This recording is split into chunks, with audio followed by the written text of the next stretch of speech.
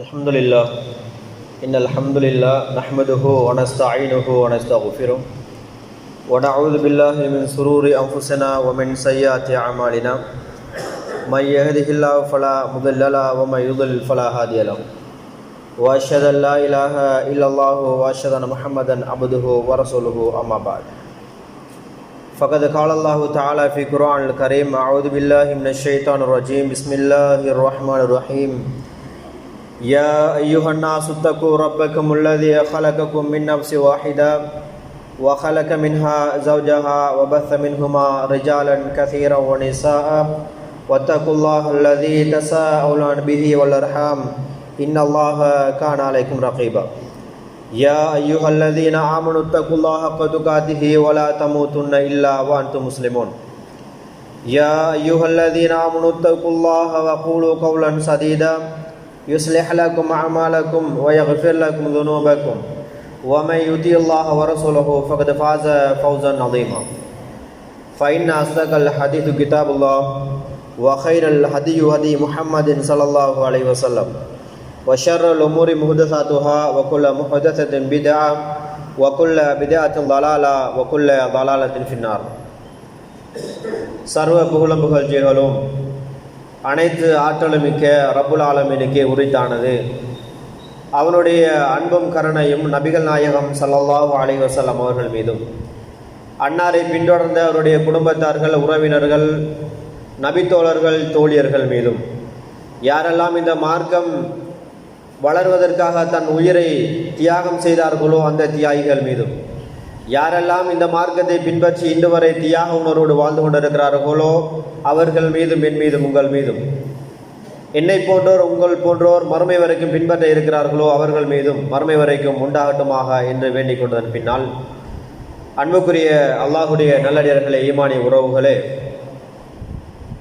ரப்புல் ஆலமீனுடைய வார்த்தைகளுக்கு கட்டுப்பட்டு விட்ட நானும் நீங்களும் இந்த கடமையை நிறைவேற்றுவதற்காக வந்திருக்கிற இந்த குறுகிய ஒரு நேர விடயத்தில் நபிகள் நாயகம் ஸல்லல்லாஹு அலைஹி வஸல்லம் அவர்கள் இந்த சமுதாயத்தை எவ்வாறு வழிப்படுத்தினார்கள் என்கிற அடிப்படையில் மிக முக்கியமான ஒரு விடயமாக இருக்கிற ஒன்றாக இருப்பதுதான் மனிதாபிமானம் என்கிற அந்த விட்டு கொடுப்பு தன்மை என்பது. விட்டு கொடுப்பு தன்மை என்பது நபிகளார் ஸல்லல்லாஹு அலைஹி வஸல்லம் அவர்கள் வருவதற்கு முன்னாடி உள்ள காலத்தை எடுத்து பார்த்தால், நாங்கள் அதிகமாக பேசுகிற அல்லது தெரிந்திருக்கிற ஒரு தகவல் என்ன கேட்டால், அவுஸ் ஹஸ்ரஜ் என்கிற இரண்டு கோத்திரங்கள். இந்த கோத்திரங்களுக்கு மத்தியில் பல நூற்றாண்டு காலமாக பரம்பரையாக யுத்தம் நடைபெற்று வந்த செய்திகளை நாங்கள் பார்க்கிறோம். இந்த சமுதாயம் காட்டு மிராண்டிகளாக வாழ்ந்தார்கள் என்கிற செய்திகளை நாங்கள் பார்க்கிறோம். அந்த சமுதாயத்துக்கு மத்தியில் பாகுபாடு கிடையாது என்கிற செய்தியை நம்ம பார்க்கிறோம். என் சமுதாயம் எனக்கு மட்டும்தான், என்னை விட யாரும் உயர்ந்தவர்கள் இருக்க முடியாது என்கிற மனோபக்குவத்தில் வாழ்ந்தவர்கள். இந்த சமுதாயத்துக்கு மத்தியில் தான் திருமறை குர்ஆன் உதயமாகி அந்த திருமறை குர்ஆன் சில மாற்றங்களை அவர்கள் மத்தியிலே கொண்டு வந்தது. இந்த மாற்றங்களை பற்றி நாங்கள் அதிகமாக தெரிந்து கொள்ள வேண்டியது சஹாபாக்களுடைய அந்த காலத்து மனப்பக்குவம் எப்படி இருந்தது என்றால், அந்த பக்குவப்படுதல் என்பதை நபிகளார் ஸல்லல்லாஹு அலைஹி வஸல்லம் அவர்கள் எப்படி வளர்த்தெடுத்தார்கள். நபிகளார் ஸல்லல்லாஹு அலைஹி வஸல்லம் அவர்கள் இஸ்லாத்தை போதிக்கிற ஆரம்ப காலகட்டத்தில் யாரெல்லாம் உயிரோடு வாழ்ந்தார்களோ அவர்கள்தான் பின்பு இஸ்லாத்தையும் ஏற்றுக்கொண்டார்கள். யாரெல்லாம் இஸ்லாமத்தை போதிக்கிறவர்களாக இருக்கிறார்களோ அவர்களெல்லாம் பிடித்து கைதியாக சித்திரவதை செய்தார்களோ அதே சித்திரவதை செய்தவர்கள் இஸ்லாமியர்களாக மாறி மனிதாபிமானத்தை பேசியதை பார்க்கிறோம். அப்போ இந்த அளவு மாற்றங்களை தூண்டுகிற ஒன்றாக நாம இஸ்லாத்தின் விளிம்பியங்களை நம்ம பார்க்கலாம்.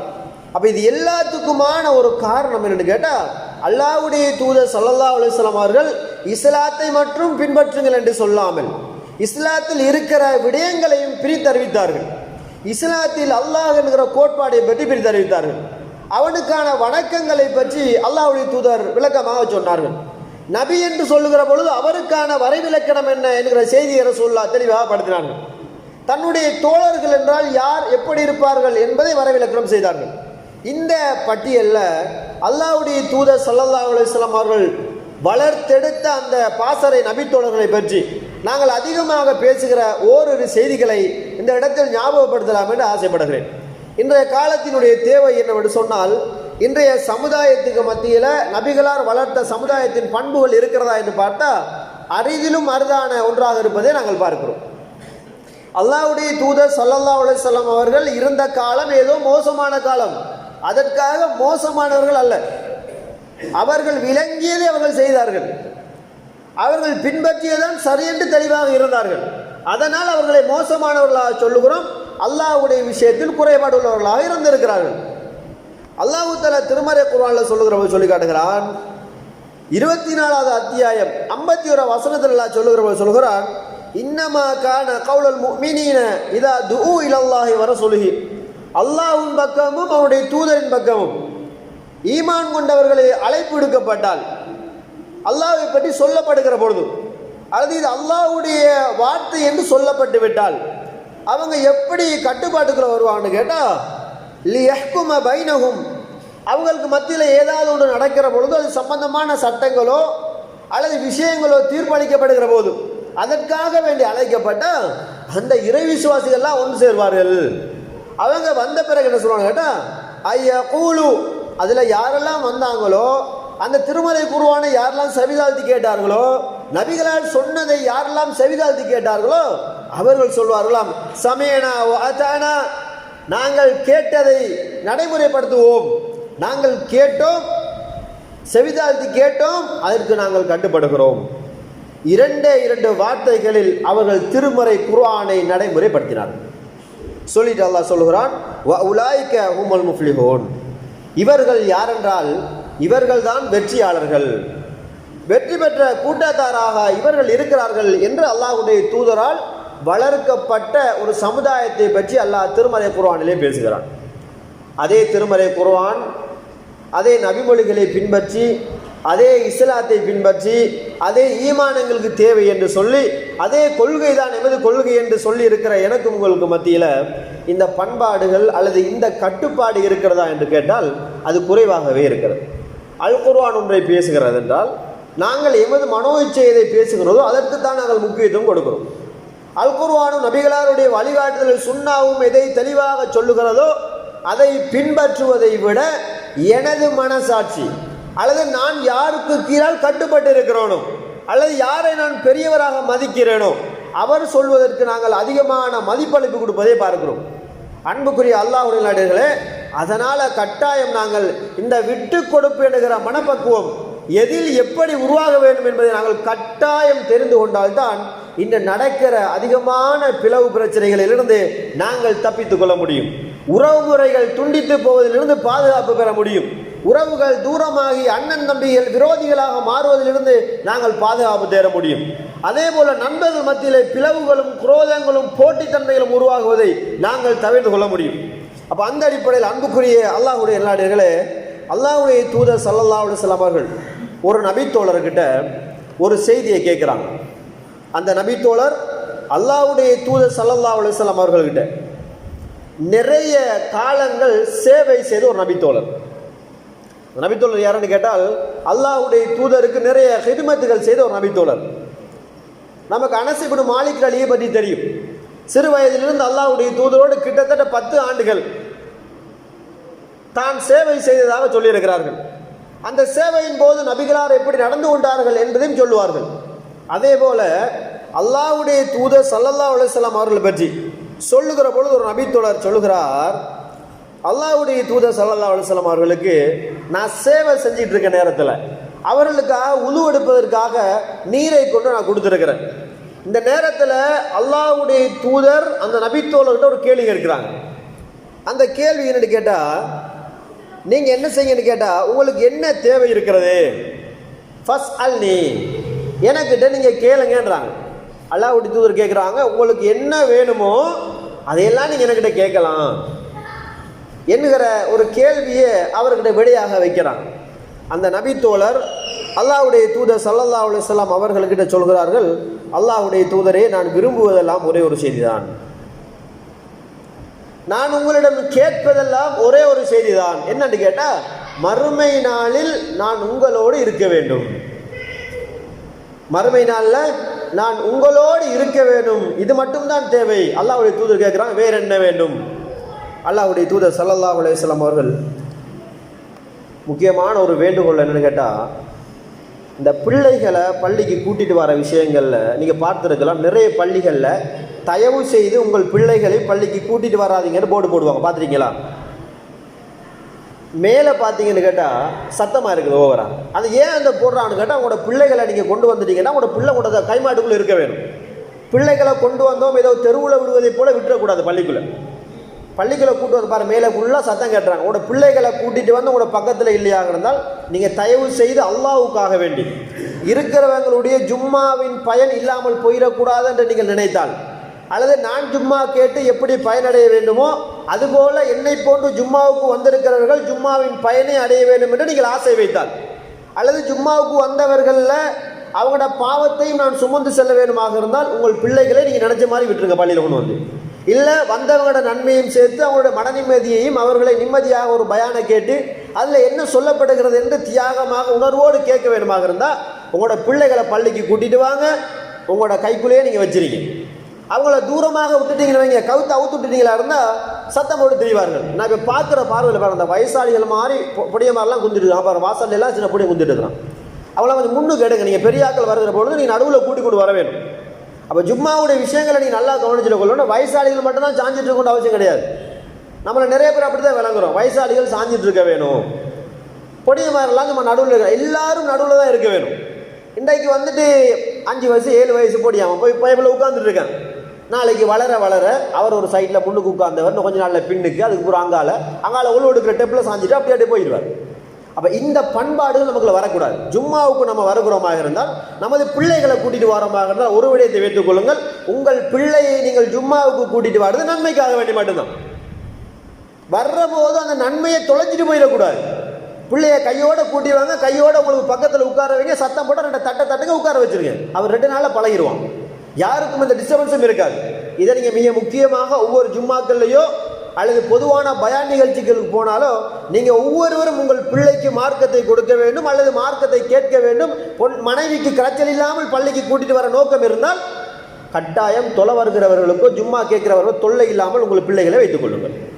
இதனால் உங்களுடைய நன்மையும் பாதுகாக்கப்படும், பிறரின் நன்மையும் பாதுகாக்கப்படும் என்பதை முதலாவதாக என்ன சொல்லுங்க விளங்கிக் கொள்ள வேண்டும். அன்புக்குரிய அல்லாஹ்வுடைய நேர்களே, நபிகளார் ஸல்லல்லாஹு அலைஹி வஸல்லம் அவர்கள் நபித்தோட கேட்ட கேள்வி என்னடா, உங்களுக்கு என்ன வேணுமென்றாலும் கேளுங்கன்ட்டாங்க. உங்களுக்கு என்ன வேணும்னாலும் நீங்கள் கேட்கலாம். இந்த கேள்விக்கு அவர் பதில் சொல்ல, அல்லாஹ்வுடைய தூதரே, நான் மறுமை நாளில் அல்லாஹ் தீர்ப்பு வழங்கியதற்கு பின்னால நான் உங்களோடு இருக்க வேண்டும் என்பதுதான் எனக்கு தேவை என்கிற ஒரு செய்தியை சொல்கிறார். திரும்ப திரும்ப ரசூலுல்லாஹ் கேட்குறாங்க, உங்களுக்கு என்ன வேணும் நீங்கள் கேளுங்க. அந்த தோழர் சொல்லுகிற வார்த்தை, அல்லாஹ்வுடைய தூதரே, ஹாக்கதா அதுதான் வேணும், அதுதான் வேணும், எனக்கு வேற எதுவும் எனக்கு தேவையில்லை. ஒரு கணம் இந்த இடத்துல நானோ நீங்களோ இருந்தால், நம்ம நாட்டினுடைய ஜனாதிபதி அல்லது மிகப்பெரிய கோடீஸ்வரர் வந்து கேட்கிறார், உங்களுக்கு என்ன வேணும், உங்களுக்கு என்ன, நீங்க என்ன கேட்டாலும் உங்களுக்கு தருவேன் ஒரு வினாவை நமக்கு பதிலாக வைத்தால், அன்புக்குரிய அல்லாஹ்வுடைய நல்லடியார்களே, என்னுடைய உள்ளமும் உங்களுடைய உள்ளமும் எதை பற்றி சிந்திக்கும்?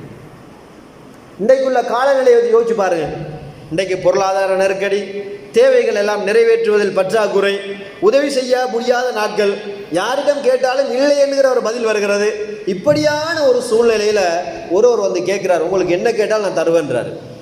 இப்போ நானும் நீங்களுமாக இருந்தால், வல்லாஹி நானும் நீங்களும் இருந்தால், ஹாஜியார் பெரிதாக ஒன்றும் தேவையில்லை, எனக்கு வசிப்பதற்கு ஒரு வீடு இருந்தால் போது மட்டும். இதே வீடு இருக்கிற ஒரு அடியார் எப்படி பேசுவானேட்டா, எனக்கு ஒரு கடை போட்டு தந்தால் நல்லா இருக்கும், எனக்கு தொழிலை அமைத்து கொண்டால், இப்படித்தான் உலகை பற்றி மட்டும்தான் நாங்கள் சிந்திப்போம்.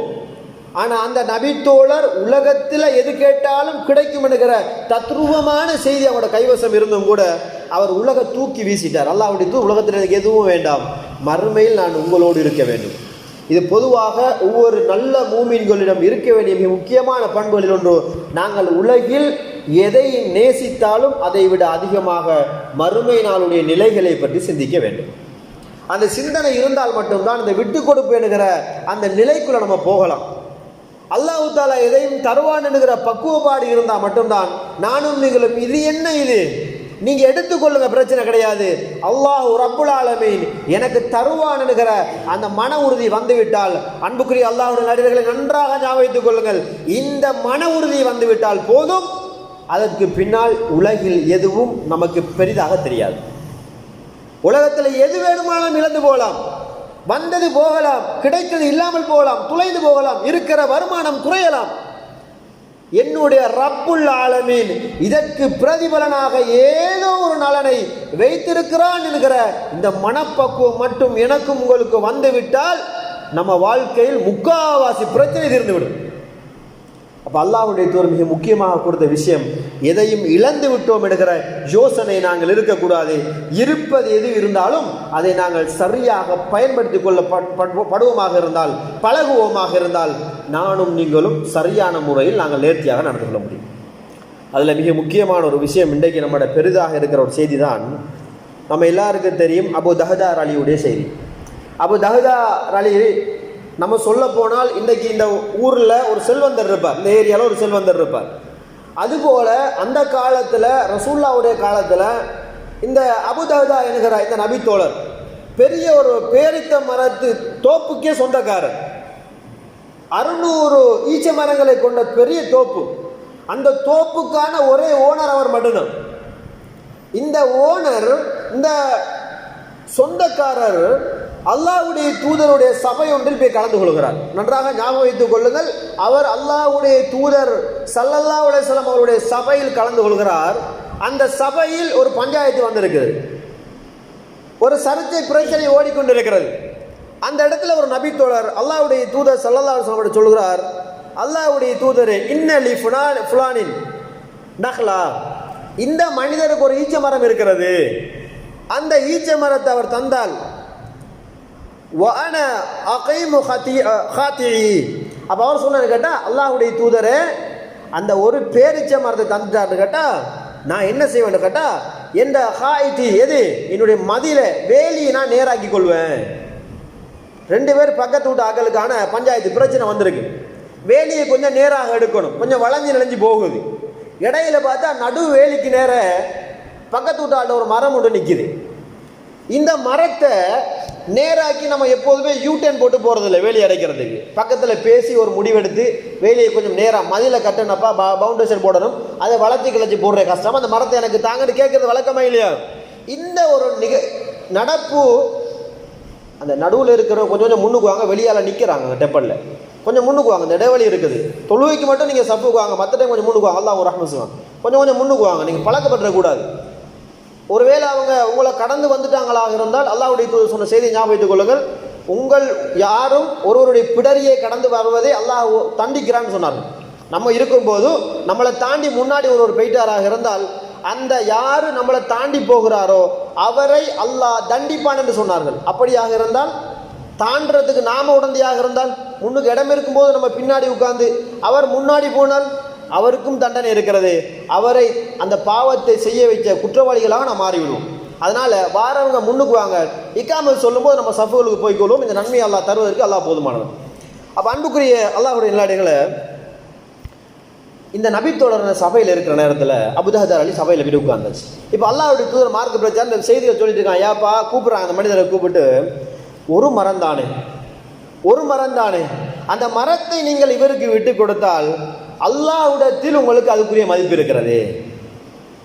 அல்லாஹ்விடத்தில் உங்களுக்கு மதிப்பு இருக்கிறது. முதலாவது உடன்படிக்கை என்னன்னு கேட்டால், இந்த மரத்தை கொடுங்க, அதுக்கான பெருமதியை வாங்கிடுங்க.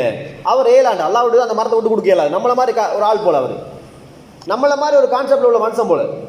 அல்லாஹ்வுடைய சொன்னாங்க, என்னப்பா உங்களுக்கு பதில் காசை வாங்கி கொடுக்க இயலாது, நான் ஏன் அவரை கொடுக்கணும், எந்த மரம் தானே, அப்படித்தான் நம்ம கதைப்போம். இதே சாடையில் அவர் சொல்றாரு, கொடுக்க இயலாது,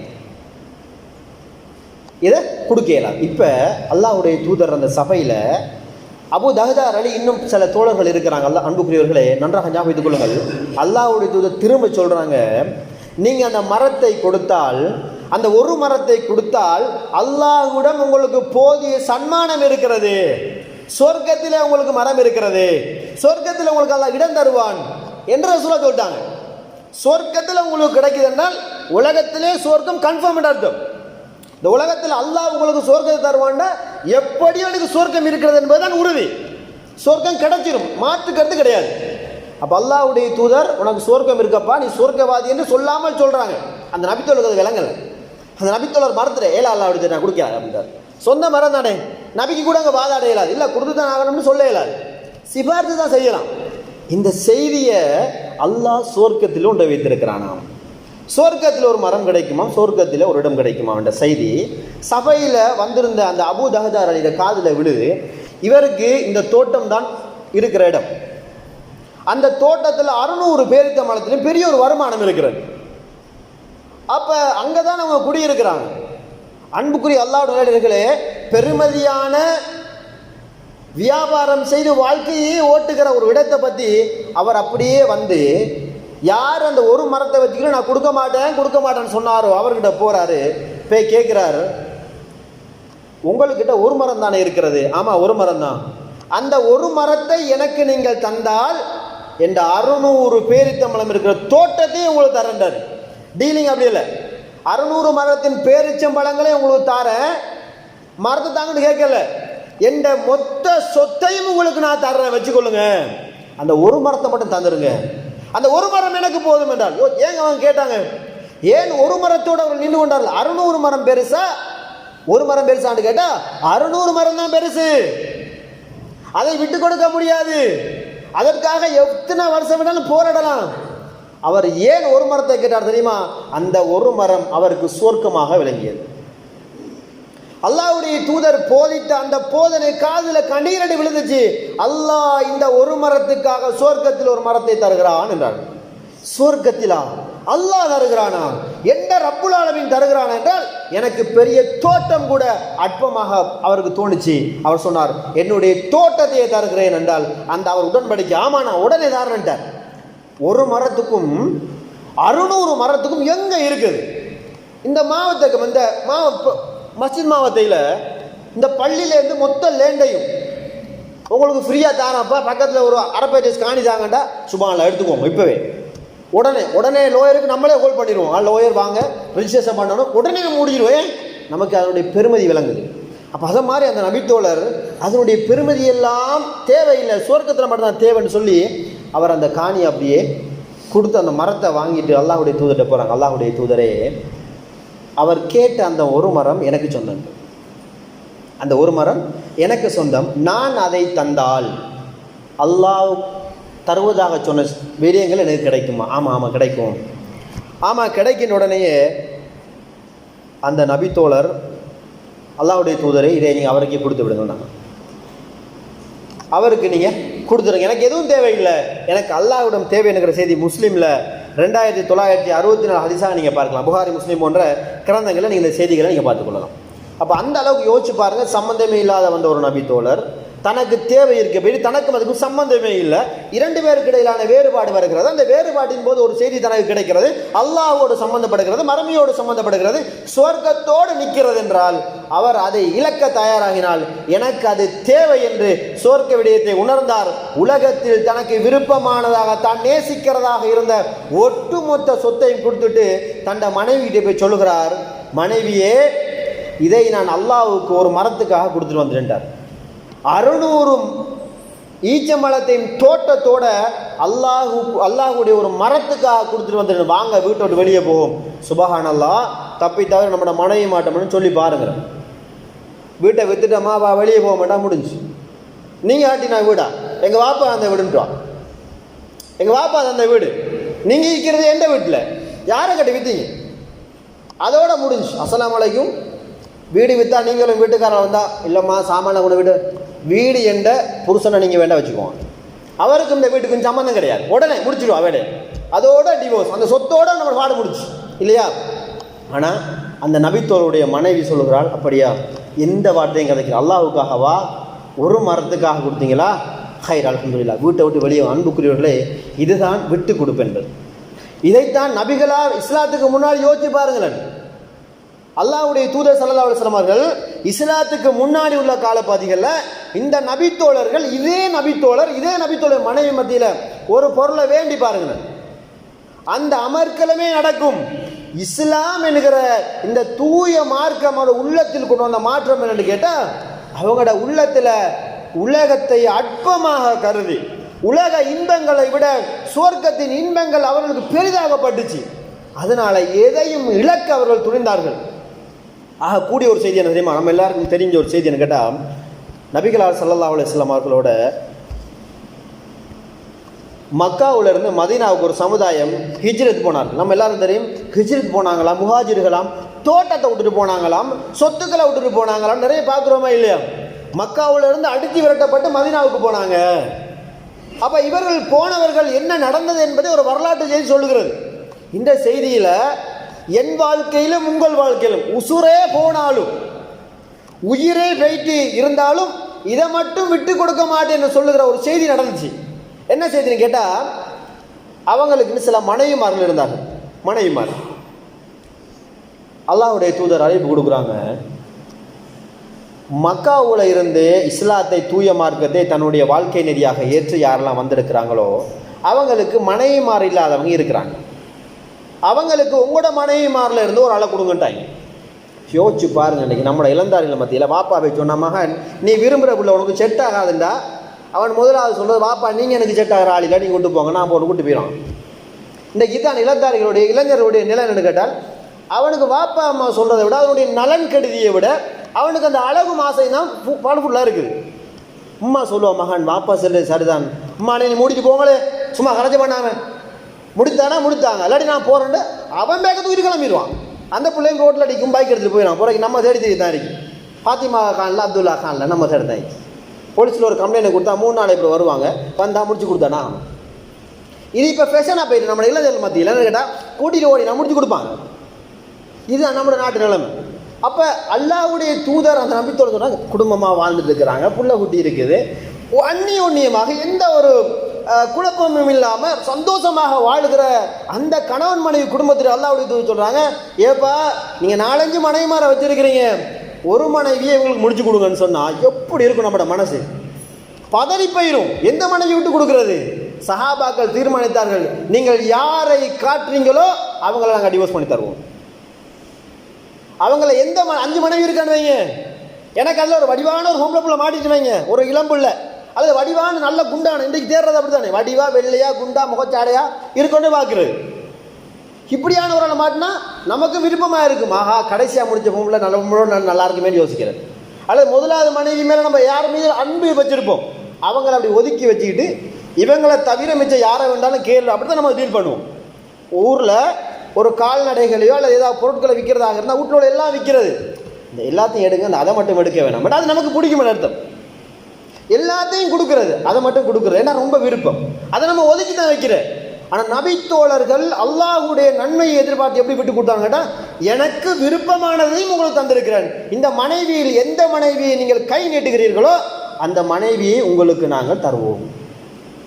இது லேசுப்பட்ட தியாகம் கிடையாது. நம்ம நினைக்கிற மாதிரி 5 பேர் தானே ஒன்று விட்டு கொடுத்தாங்க. அன்புக்குரியவர்களே, இன்றைக்கு ஒன்றை வச்சுட்டு போடுற பாடே பெரிய பாடு. நமக்கு ஒரு மனைவியை வச்சுக்கிட்டு நம்ம சந்தோஷமாக இருக்கிறதுக்கும் தப்பி தவறுதலாக நல்ல சாப்பாடு சமைச்ச ஒரு நேரத்தில் இன்னொன்று முடிச்சா நல்ல சொன்னீங்கன்னா அந்த சகன் வராது நமக்கு.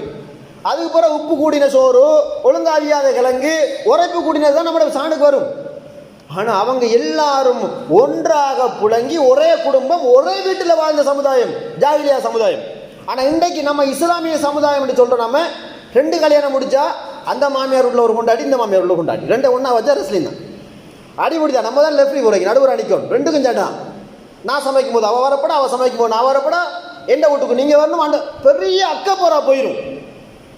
இன்றைக்கு இஸ்லாத்தை ஏற்ற முஸ்லிம் ஈமானிய பெண்கள் மத்தியில் இருக்கக்கூடிய ஒரு தவறான தெரியாத ஒரு பண்பு. அது சண்டை பிடிப்பாங்க, 2ஐயும் ஒன்றா சேர்க்கலாது, பஞ்சு நெருப்பு மாதிரி ஆக்கல். ஆனால் அந்த சமுதாயம் எப்படி ஒரே வீட்டில் ஒரே கணவனோடு 4, 5, 8, 9 மனைவிமாரோடு இருந்தார்கள்.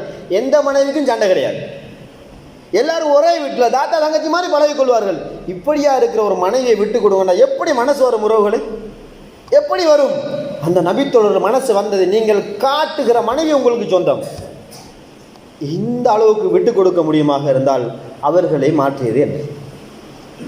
இந்த உள்ளத்தை கொண்டு வந்து கொடுத்தது என்ன அவங்களுக்கு? ஏன் அவர்கள் அப்படி துண்டார்கள் என்றால் அவர்களுக்கு ஈமானிய உறுதி இஸ்லாத்தினூடாக போய் சேர்ந்தது. நமக்கு இன்றைக்கு யோசிச்சு பாருங்கள், சாதாரணமாக இந்த திருமண வயதில் சுற்றி திற அந்த பொடியம்மா இன்றைக்கு நாளைக்கு ஓ லெவல் எழுத ஏ லெவல் இருக்க பொடிய மாற பண்பாடை பாருங்களேன். சும்மா ஒரு உதாரணமாக யோசிச்சு பாருங்கள். அவங்களுக்கு இன்றைக்கு தான் பள்ளியில் கலர் தெரியும், நாளைக்கு எக்ஸாம் அன்றைக்கு எல்லாரும் ஜும்மாவுக்கு வருவாங்க. சுபகல் எழுப்பி தொழுகிறது என்ன, தஹஜ்ஜுத் தொழுகிறது என்ன, இது எக்ஸாம் தொழுகையாளிகள் லிஸ்ட் ஒன்று போடலாம். இவங்க யார்? எக்ஸாம் காலத்தில் தொழுகிற தொழுகையாளர்கள். இந்த நேரம் குறித்து வர மாதிரி வெள்ள நிவாரணம், சுனாமி நிவாரணம் மாதிரி இவங்களுக்கு என்ன கொடுக்குறது? எக்ஸாம் நிவாரண தேடுதாள்கள். இவங்க எக்ஸாமுக்கு மட்டும் தான் தொழுகிற. சுப கிளம்பி அன்றைக்கு ஒருத்தனை பார்க்குறான், பள்ளிக்கு பக்கத்தில் வாங்கிக்கிறான், தொலை வர்றது இல்லை. எக்ஸாம் கிட்ட வாங்கிட்டு பார்த்தா ஃபோனில் குர்ஆனை வச்சு தஹஜ்ஜுத்துக்கு நாங்கள் எழும்புறதுக்கே முன்னாடி, நாங்கள் எழும்புறதே 4:30 தான். எழும்பிற தஹஜ்ஜுத் தொழுகிட்டு அப்புறம் ஆக்களை வருவான். நாங்கள் எங்களுக்கு முன்னாடி அவன் வந்து உட்காந்து, என்னடா சத்தம் கேட்குது, ஒரே பக்கத்து ரூம் தானே, என்ன ஓதுற சத்தம் திடீர்னு கேட்குது, ஒருவேளை ஜின்னுக்கு ஓது சத்தம் கேட்குதான்னு பார்த்தா இவன் போய் இவ்வளோ ஓதிட்டு இருக்கான். சுபஹுக்கு தொழுகிறது 6 மணி தான் எழும்பி. அப்படி என்ன இல்லை, எக்ஸாம் வருது தானே. அன்புக்குரியவர்களே, இந்த எக்ஸாமில் நீங்கள் பாஸ் ஆக மாட்டீங்க. இந்த ஓதல் உங்களுக்கு எக்ஸாமில் ஏர்சியில் தரவே தராது. நல்லா ஞாபகம். இந்த ஓதலும் இந்த தொழுகையும் நீங்கள் அல்லாஹ்வை ஏமாத்துறதானே நினச்சிட்டு இருக்கீங்க. நீங்கள் நினைக்கிறீங்க ஓ லெவல் எக்ஸாம் வருது அல்லது ஏ லெவல் எக்ஸாம் வருதுன்னா அந்த எக்ஸாம் நடக்கு, நாளைக்கு எக்ஸாம்னா இன்றைக்கு பள்ளியில் போகிறதும் எக்ஸாம் எழுதி போட்டு ஜமாத்தில் போனால் தான் உங்களுக்கு ஏன் கிடைக்கும்னு நினைக்கிறீங்க. வல்லாஹி சொல்கிறேன், உங்களுக்கு ஒன்றும் கிடைக்காது. அல்லாஹ் தரமாட்டான். ஏன்னா அல்லாஹ்வுக்கு தெரியும் நீங்கள் யாரை ஏமாத்துறீங்கன்னு தெரியும். ஆனால் இவ்வளோ காலம் நீ தொழுகிறதுக்கு அழைப்பு எடுக்கப்பட்டுச்சு, தஹஜ்ஜுத் நேரத்தில் பாங்கு சொல்லப்படுச்சு, கடமையான தொழுகைக்கு நம்ம போக இல்லைண்டா அதை நீ எக்ஸாம் தான் மட்டும் தஹஜ்ஜுத்ல தொழுகிற. சுயநலமா இல்லையா? இது சுயநலமா இல்லையா? ஒரு தேவைக்காக அல்லாஹ்கிட்ட போகிறோமா இல்லையா? அன்புக்குரியவர்களே, தாயும் தந்தையும் சொல்கிறாரு, எக்ஸாம் வருது பாஸ் ஆகிற போய் தொழு. அன்புக்குரிய, எக்ஸாம் வருது என்றால் தொழுதால் பாஸ் ஆக இயலாது. தொழுதால் அல்லாஹ்வுடைய பரீட்சையில் மட்டும்தான் பாஸ் ஆக முடியுமே தவிர உலகத்தில் மட்டும் பாஸ் ஆக முடியும். அதுக்கு நீங்கள் படிக்கணும். அந்த படிப்பை நீங்கள் அல்லாஹ்கிட்ட கேட்கணும். யா அல்லாஹ், தொழுது கேட்கணும், துவா செஞ்சு கேட்கணும், குர்ஆன் ஓதிக்க. யா அல்லாஹ், நான் தொடராக உன்னை தொழுகிறேன், 5 நேரம் தொழுகைக்கு வாரேன், ஜமாத்தோடு தொழுகிறேன். யா அல்லாஹ், இதுவரைக்கும் நான் உன்னை மறந்தது கிடையாது, எல்லா சூழ்நிலைகளிலும் என்ன பிரச்சனை வந்தாலும் உனக்கிட்ட தான் யா அல்லாஹ் வாரேன், நான் நினைச்சதெல்லாம் நீ தரணும் யா அல்லாஹ், நான் அந்த எக்ஸாமில் 3 எடுக்கணும் என்றால் அப்போ அல்லாஹ் தருவான். நீங்கள் திடீரென்று போய் நின்றுட்டு போய் கேட்டால் அல்லாஹ் தரமாட்டான். அன்புக்குரியவர்களே, இந்த இபாதத் சாலியை நன்றாக ஞாபகத்துக் கொள்ளுங்கள். இந்த எக்ஸாமுக்காக, டிகிரிக்காக வேண்டி, எம்ஏக்காக வேண்டி, யூனிவர்சிட்டி போகிறதுக்காக வேண்டி எல்லாம் நீங்கள் ஓதாதீங்க. அதுக்காக தொலை வராதிங்க. அதுக்காக மட்டும் நீங்கள் இபாதத் செய்யாதீங்க.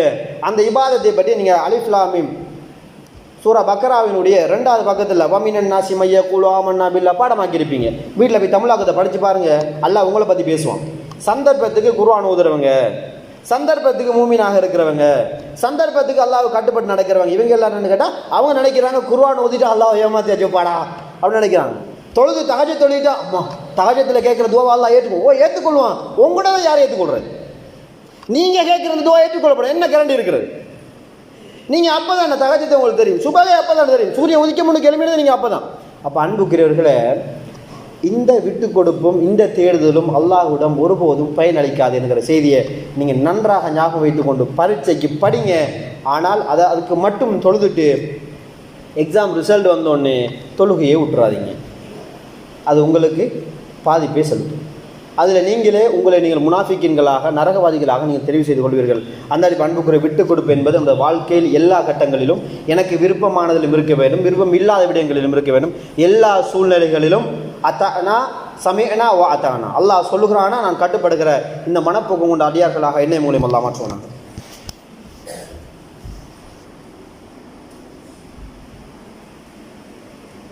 அல்ஹம்துலில்லாஹ் வஸ்ஸலாத்து வஸ்ஸலாமு அலா ரசூலில்லா முஹம்மது இப்னு அப்துல்லா அம்மாபாத். அன்புக்குரிய அல்லாஹுடைய நல்லடியார்களே, ஈமானிய உறவுகளே, இந்த விட்டு கொடுப்பு என்பது நமது வாழ்க்கையில் அத்தியாவசியமான ஒன்று என்கிற செய்தியோடு சில 1-2 செய்திகளை நாங்கள் பார்த்திருக்கிறோம். அதாவது தனக்கு தேவையான பெரிய சொத்தை கூட சுவர்க்கம் என்கிற ஒரு வாசகத்துக்காக, ஒரு மரத்துக்காக விட்டு கொடுத்தார் என்ற செய்தியை பார்த்தோம். தண்டை தேவை அல்லாஹ்வுடைய தூதர் சொல்லலை, அபுதஹதாவே நீங்கள் எழும்பி கொடுங்கள் என்று ரசூலா சொல்லலை, அவராக முன் வந்து கொடுத்தார். அவராக வந்தார். அல்லாஹ் இதை வச்சுக்கோங்க பிடிச்சல்லன்னு சொல்லி. அதே போல் அடுத்த நபி தோழர் எப்படி பார்த்தோம், அல்லாஹ்வுடைய தூதர் சொன்னாங்க உலகத்தில் உனக்கு என்ன தேவையோ நீ கேட்டுக்கொள்ளுனாங்க.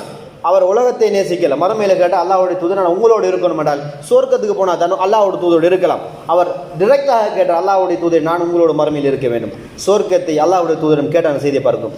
அதே போல் இன்னும் ஒரு செய்தியை பாருங்க அன்புக்குரிய அல்லாஹ்வுடைய நல்லடியார்களே, ஒரு குடும்பமாக ஒரு விட்டு கொடுப்பு, பிள்ளை, கணவன், மனைவி, இவங்களோட தேவை இருக்கிறது. அந்த தேவையை கட்டாயம் நிறைவேற்றியாக வேண்டும் என்ற செய்தி இருக்கிறது. இந்த செய்திக்காக அவங்க விட்டு கொடுத்தது என்ன தெரியுமா? அல்லாஹ்வுடைய தூதர் ஸல்லல்லாஹு அலைஹி வஸல்லம் அவர்கள் அன்சாரிகள் மத்தியில் இருக்கும்போது இரவு சாப்பாட்டுக்கான ஒரு தேவை பற்றாக்குறை வருகிறது. இந்த பற்றாக்குறையில் முஹாஜிர்கள் இருக்கிறாங்க, அன்சாரிகள் இருக்கிறாங்க. அல்லாஹ்வுடைய தூதர் ஸல்லல்லாஹு அலைஹி வஸல்லம் அவர்கள் அவங்க மத்தியில் கேட்குறாங்க, என்னுடைய இந்த விருந்தாளியை உபகாரம் செய்து உபசரிப்பது யார்? அப்போ அதில் ஒரு அன்சாரி நபி தோழர் அல்லாஹ்வுடைய தூதர் நான் கூட்டிகிட்டு போகிறேன்ட்டாங்க. நான் கூட்டிகிட்டு போகிறேன். இவர் முன்ன பின்னாடி மனைவியிட்ட கேட்கவும் இல்லை, பார்க்கவும் இல்லை. வீட்டில் சாப்பாடு இருக்கா இல்லையான்னு கூட இவருக்கு தெரியாது. அல்லாஹ்வுடைய விருந்தாளியை நான் கூட்டிகிட்டு போகணும் என்று போட்டி அவங்களுக்குள்ள கூட்டிகிட்டு போயிட்டு வீட்டில் வச்சு சொல்லுகிறார், ஒரு ஆளை கூட்டிகிட்டு வந்திருக்கிறேன், அல்லாஹ்வுடைய விருந்தாளி அவருக்கு விருந்து உபசாரம் என்ன வீட்டில் இருக்குன்னு கேட்டால் மனைவி சொல்லுகிறா, கணவன்கிட்ட பிள்ளைக்கு மட்டும்தான் இருக்குது, எனக்கும் உங்களுக்கு கூட சாப்பாடு இல்லை, நம்முடைய பிள்ளைகளுக்கு தான் போதுமான அளவுக்கு இருக்கிறது, அவங்க வேற பசியில் கத்திட்டு இருக்கிறாங்க என்று கணவனுக்கு கணவன் ஆலோசனை வழங்குகிறார். அல்லாஹ்வுடைய தூதருடைய விருந்தாளியை நான் கூட்டிகிட்டு வந்துட்டேன், இதுக்கு பிறகு ஏலாதுன்னு அனுப்பிட முடியாது, நம்ம ஏதாவது செஞ்சு தான் ஆக வேணும். அந்த கணவனும் மனைவியும் ஒருமித்த ஒரு முடிவுக்கு வருகிறார்கள், பசியோடு இருக்கிற நம்மளோட குழந்தைகளை உறங்க வச்சிடலாம், பிள்ளையை தூங்க வச்சிருவோம். பிள்ளையை தூக்கமாக்கினது பின் அன்புக்குரியவர்கள் நன்றாக குழந்தைகள் எல்லாம் தூங்கியதுக்கு பின்னாடி சாப்பாடு கொண்டு வந்து அங்கே கொடுத்து போட்டு சாப்பிடுங்க பார்த்து நிற்கல. அவங்க திட்டம் திட்டுகிறார்கள், போதுமான அளவு சாப்பாடு இல்லை, 2 பேரும் சேர்ந்து தான் சாப்பிடுவோம். நம்ம நிறைய பேர் என்ன கேட்டால், யாராவது வந்தால் அவருக்கு போட்டு கொடுத்துட்டு பக்கத்தில் நிற்கிற பழக்கம் இருக்கா இல்லையா? யாராவது வந்தால் ஒருவேளை நம்ம சேர்ந்து சாப்பிடுவோம், நல்ல பண்பு, அந்த பண்பு நம்மகிட்ட இருக்கவே வேண்டும். அதை மாதிரி ஒரு பண்பு அவரோட காலத்தில் இருந்துச்சு. அந்த சாப்பாடை கொடுத்துட்டு அவர் சொல்லுகிற மனைவிகிட்ட லாம்பன் லைட்டாக நூற்றி விட்ருங்க, 2 பேரும் சாப்பிட்ற மாதிரி சைகை செய்வோம், அவர் இருக்கிறத சாப்பிடட்டும், அவர் வயிறு நிறையட்டும், நம்ம தின்ற மாதிரி சைகை செஞ்சுக்குவோம். அப்படியா? Right, okay. மனைவி உடனே கட்டுப்படுறா. உடனே மனைவி கட்டுப்பட்டு பிள்ளைகளை தூக்கமாக்குறா. அந்த விருந்தாளிக்கு சாப்பாடு கொடுக்கப்படுகிறது, அவர் வயிறு நிறைய சாப்பிட்றாரு. அடுத்தாண்டு இந்த அன்சாரி நபித்தோழர் அல்லாஹ்வுடைய தூதர்கிட்ட போகிறாங்க. அல்லாஹ் தூதர் அந்த நபித்தோழரை பற்றி சொன்னார், அல்லாஹ் உங்களை பார்த்து சிரிச்சான்ப்பா. நான் அல்லாஹுவே உங்கள் விருந்து உபசாரத்தை பார்த்து அல்லாஹ் சிரிச்சான்றாங்க. அந்த அளவுக்கு அவர்கள் அந்த உபசாரத்தை சரியாக நிறைவேற்றினார்கள். பிள்ளைக்கு தேவை இருந்தும் தனக்கு தேவை இருந்தும் அதை பிறருக்கு கொடுக்கிற மனப்பக்குவம் தான் அந்த விட்டு கொடுப்பு. அதற்கு இஸ்லாம் மிக முக்கிய பங்களிப்பு செலுத்தி என்ற செய்தியை பார்க்கிறோம். அந்த அடிப்பில் அன்புக்குரியவர்களே, இந்த விட்டு கொடுப்புகள் கட்டாயம் நமக்கு வர வேண்டும். தாய்மார்கள் நன்றாக புரிந்து கொள்ள வேண்டும். கணவன்மார் வெள்ளிக்கிழமையில் கோழி இறைச்சி வாங்கினா மட்டும்தான் நாக்களை கூட்டிகிட்டு வரணும் அவசியம் கிடையாது. பருப்பு கறியின் சோறு மண்டாலும் கொடுக்கலாம், சம்பளம் சோறு மண்டா நம்ம கொடுக்கலாம். நம்ம நிறைய பேருடைய அந்த பெண்கள் தாய்மார்களுடைய ஒரு மனப்பக்குவம் என்ன கேட்டால், எந்த வீட்டுக்கு வாரவங்க ஒரு கண்ணியமாக போக வேணும், எந்த வீட்டுக்கு வாரவங்க ஒரு குறவயிறாக தின்னாமல் போயிடக்கூடாதுன்னு ஒரு நல்ல நோக்கத்தில் நம்ம ஏதாவது கறி சமைச்சிட்டோம்னா, இந்த கறி கொஞ்சம் சரியில்லை, டக்குனு தான் வாங்கிட்டு வந்து கூட்டிகிட்டு வந்துட்டீங்களா நம்மகிட்ட கேட்பாங்க. எப்படி கேட்குற, இங்கே கத்திரிக்காய் அஞ்சோறு தான் நீக்குது, ஒன்றும் சமைக்கலை, இறைச்சி மீன் ஒன்று கூட்டிகிட்டு வந்து கேட்பாங்க, ஒன்றும் செய்யலை, இதே கூட்டிகிட்டு வந்தாலவே நான் சொல்கிறதா. அப்போ கொஞ்சம் இருங்க அந்த வாரண்டு இவர் ஓடி போயிட்டு கறி சமைக்க நேரம் இல்லை, ஹோட்டலில் போயிட்டு இறச்சி மீனை வாங்கிட்டு வந்து முன்கதவால் போனவர் பின்கதவால் வந்து தட்டி பக்கத்து வீட்டுக்காரமாக தட்டி கறியை கொடுத்து திரும்ப முன்னால் வாரம் நல்ல இருந்தார், என்ன சும்மா வெயிட்டு வந்தேன்ற. அது சும்மா போகல, மனைவியினுடைய ஒரு ஏக்கம் என்ன கேட்டால், வந்தவருக்கு நான் சாப்பாடு ஒழுங்காக கொடுக்கணும்னு சொல்லி அவர் சொன்னதால் முன்கதவால் போயிட்டு பின்கதவால் கறியை வாங்கி கொடுத்து போட்டு வந்து உட்காந்து சாப்பிடுங்க, நீங்கள் சாப்பிடுங்க. பார்க்குறோமா இல்லையா? அன்புக்கு தாய்மார்கள்ட்ட இருக்க ஒரு நல்ல ஒரு பண்பு, இதை வரவேற்க வேணும். நம்மளை நிறைய பேர் அதை யோசிக்கிறல, இவன் ஒரே சொல்லதான் இவளால் ஓண்டா அவங்க யாரும் கூட்டிகிட்டு வந்தப்படா ஒரே இறைச்சி மீன் நினைப்பாங்க அப்படி தான் பிடிக்கும். அது அவங்களோட இலகு மனம். அவங்க அப்படி தான் விருந்தாளி, அப்படி தான் பெண்கள். நம்மளை மாதிரி இல்லை, வாங்க ஒரு பருப்பு கறிஞ்சு வர திண்டு போவோம், நம்மளை மாதிரி யோசிக்கிறது இல்லை தாய்மார்கள். அவங்களோட யோசனையே வேறு. எங்கட வீட்டுக்கு வரவங்க, இந்த கணவனை மதித்து வரவங்க, கணவனுடைய மதிப்பை பேணுவதற்காக, அது நமக்கு விளங்குதில்லை. இந்த தாய்மார்கள் ஏன் செய்கிறாங்கன்னா, கணவனுடைய மதிப்பு குறையக்கூடாதுன்றதுக்காக செய்வாங்க. அப்போ அந்த அளவுக்கு செய்கிற சில விஷயங்களை நம்ம நிறைய விட்டு கொடுப்புகள் அந்த காலத்திலும் இருந்து இந்த காலத்திலும் இருக்கிறது. அந்த அடிப்படையில் சில விட்டு கொடுப்புகளால் நண்பர்களுக்கு இடையில் சில வாக்குவாதங்கள், சில முரண்பாடுகள், சில சண்டை சாச்சல் வருகிற பொழுது நம்ம அதை விட்டு கொடுக்காம, இது எனக்கு தான் வேணும் நான் சொன்னதை சரின்னு பிடிச்சு கொண்டு இருந்தால நான் பிடித்த முயலுக்கு 3 கால நின்றமாக இருந்தால் வல்லாஹி நிச்சயமாக நாங்கள் ஒருபோதும் நிம்மதியாக வாழ முடியாது, உறவுகளை பேண முடியாது, இஹ்லாஸாக வாழ முடியாது, இபாதத்துக்களை முழுமைப்படுத்த முடியாது. ஏனென்றால் நம்மளோட வாழ்க்கை விட்டு கொடுப்பு இல்லை, ஒரே சண்டை சச்சரவு பொறுமை கிடையாது. நீ அடித்தா நானும் அடிப்பேன் நம்ம யோசிக்கணும். அவனுக்கு எனக்கு ஒரு கண்ணு போனாலும் பரவாயில்ல, அவன்கிட்ட 2 கண்ணும் போகணும் கையும் போகணும் என்று நம்ம யோசிக்கிறது. உறவுகளை அப்படி கிடையாது. இஸ்லாம் சொல்லுகிறது, உங்களுக்கு ஏதாவது நடந்து விட்டால் அது உங்கள் சகோதரனுக்கு வரவே நம்ம நேசிக்கக்கூடாது. உங்களை விட அவன் நல்லா இருக்கணும் என்று யோசித்தால் உங்களுக்கு வானவர்களூடாக அதே நல்லனை அவர்கள் அல்லாஹ்விடம் வேண்டுகிறார்கள் என்ற செய்தியை பார்க்கிறோம். அவ விட்டு கொடுப்பு என்பது மனித வாழ்க்கையில் அத்தியாவசியமான செய்தி. அதை எமது வாழ்க்கையை நாங்கள் நடைமுறைப்படுத்தி விட்டு கொடுப்பது எந்த சூழ்நிலையை பொறுத்து நாங்கள் நடந்து கொள்ள வேண்டும். எல்லா இடங்களிலும் நாங்கள் நடந்து கொள்வோமாக. நிச்சயமாக நாங்கள் நஷ்டவழிகளாக மாறிவிடுவோம். அந்தரிப்பல்ல அல்லாஹ்வுடைய தூதரை பின்பற்றி வாழ்கிற நல்ல அடியார்களாக இருக்கிற நானும் நீங்களும் இந்த விட்டு கொடுப்பு பொறுமை என்கிற மனோபக்குவத்தில் வாழ்ந்து மன்னிக்கின்ற நல்ல உள்ளம் கொண்ட அடியார்களாக என்ன